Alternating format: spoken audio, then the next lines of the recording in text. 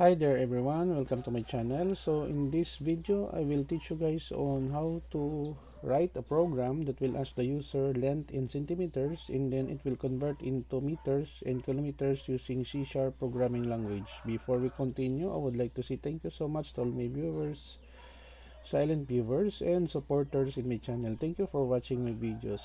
If you are new with my channel and then you like this video, please hit the like button. Don't forget to share, and please support my channel guys by clicking the subscribe button. So let's begin.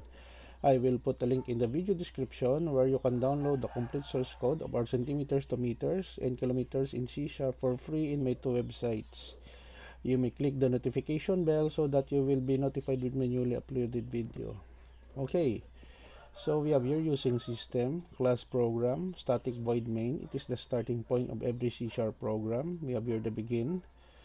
Console write new line here, skip sequence character, similar to your C language or C++.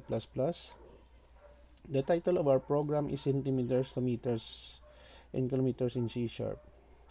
In this line of code, we are asking the user to give length value in centimeters that will be stored in our variable centimeters.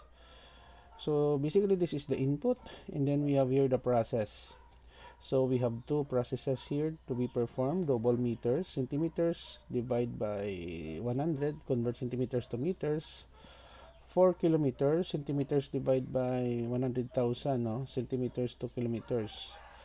So new line here, the length in meters. We have here meters to string, F2 for 2 decimal places.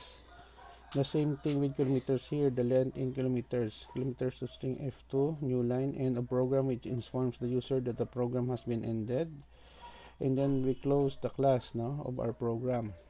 As I said earlier, I will put a link in the video description where you can download the complete source code of our tutorial video for today in my two websites for free. Let us go to our online GDB to run our program. Okay, let us wait for the compiling process to take place. Wait, let us stop and run again.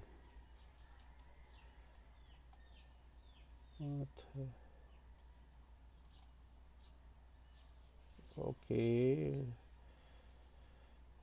there is a problem in the connectivity in the internet.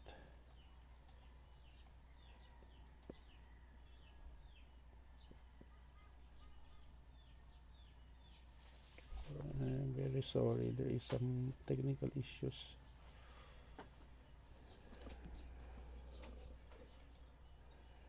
Okay, centimeters to meters, kilometers in C#, enter length value in centimeters. Let's say we have here 67,900.24 centimeters.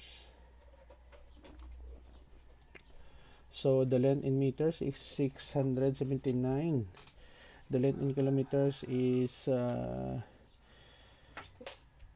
68 kilometers and a program.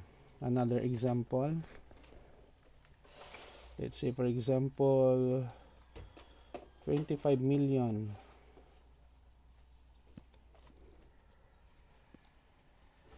Okay, another 0. 25 million centimeters. Okay, so the length in meters is 250,000 meters. The length in kilometers is 250 kilometers and a program.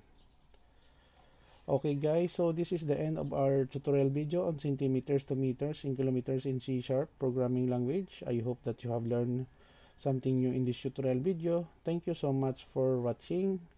Don't forget to like, share, and please support my channel guys if you are new by clicking the subscribe button. See you in the next video tutorial guys. This is your friend Jake saying bye bye for now.